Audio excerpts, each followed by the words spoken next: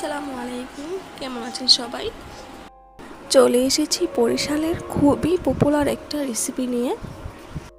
ঈদের দিন সকালে বরিশালবাসীর জন্য এই রেসিপিটা কিন্তু চাই। তো চলুন দেখে নিই কীভাবে বানালাম। তো এখানে নর্মাল বিশুদ্ধ খাবারের পানি পরিমাণ মতো নিয়েছি।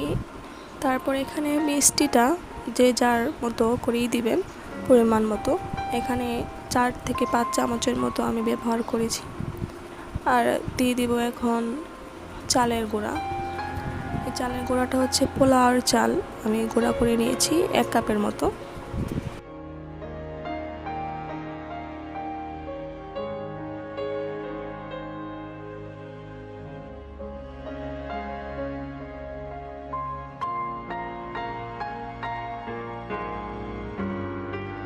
চালটা ভালোভাবে মেশানোর পরে এখানে আমি আদা পেস্ট দিব, শুধু আদা পেস্ট কিন্তু, ঠিক আছে?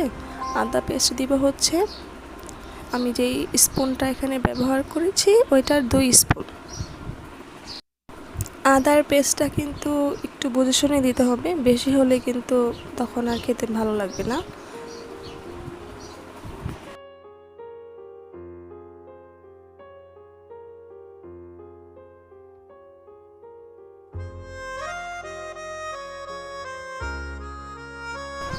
লবণ দিয়েছি 1/2 চামচের মতো। লবণটা একটু বুঝে শুনে দিতে হবে যাতে বেশি না হয়ে যায়। জাস্ট মিষ্টির পরিমাণটা একটু ভালোভাবে টেস্ট হওয়ার জন্য লবণটা ব্যবহার করেছি।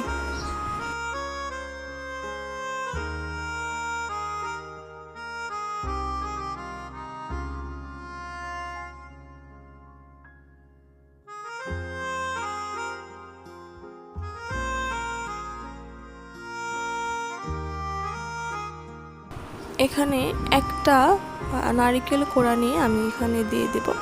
নারকেলটা আমি কুড়িয়ে রেখেছিলাম।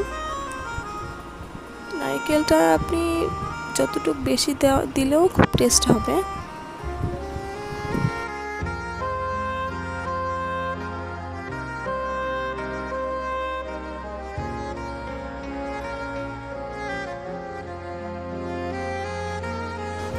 এখন চিনিটা একটু টেস্ট করে নেব ঠিক আছে কিনা, একদম পারফেক্ট হয়েছে।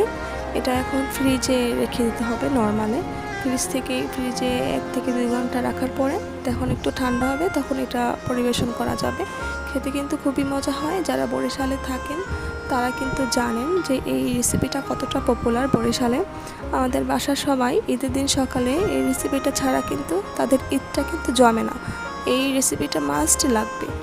তো যারা খুব সহজেই এই রেসিপিটা বানাতে চান তারা কিন্তু এই রেসিপিটা ফলো করতে পারেন আমার শাশুড়ি মায়ের।